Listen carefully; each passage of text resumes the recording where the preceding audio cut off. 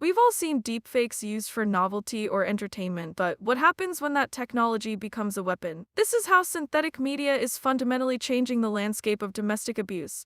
The argument breaks into three parts: understanding deepfake technology, deepfakes in coercive control, and finally addressing the systemic threat. Here's the first piece: understanding deepfake technology. At its core, deepfake technology is simply synthetic media. It's content that has been created or manipulated using artificial intelligence. This isn't the same as traditional photo editing. We're talking about a sophisticated fusion of technology and deception, making these fakes incredibly difficult to detect. So, how does it actually work? The engine driving this technology is often the Generative Adversarial Network, or GAN. Think of GANs as two competing AI models. One creates the fake content, and the other acts as a critic, constantly judging whether that content is real or not. This adversarial process forces the creator to continuously improve until the forgery becomes indistinguishable from reality. What's surprising is how accessible this technology has become. Deepfakes didn't start in specialized labs, they rapidly moved into the hands of everyday users. Open source software and user-friendly algorithms have drastically lowered the barrier to entry, meaning you don't need a team of experts to create convincing forgeries. You can do it yourself. And it's not just about video, the threat is multimodal. We're talking about voice cloning, where AI can replicate a victim's speech patterns with precision, image manipulation that alters visual context, and full video synthesis that creates entirely false actions. This means the forgery isn't limited to one medium, it permeates all forms of digital content.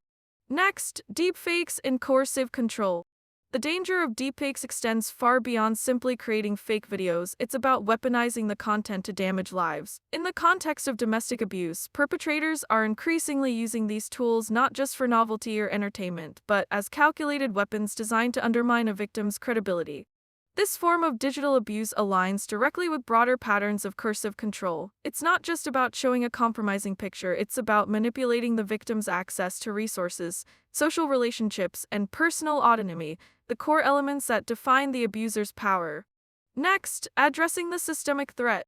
As we've seen, the problem isn't just the technology itself, it's how easily that technology slips through our existing systems. The law is struggling because deepfakes don't fit neatly into old definitions of crime. This lack of clear legal boundaries means perpetrators can operate with relative impunity.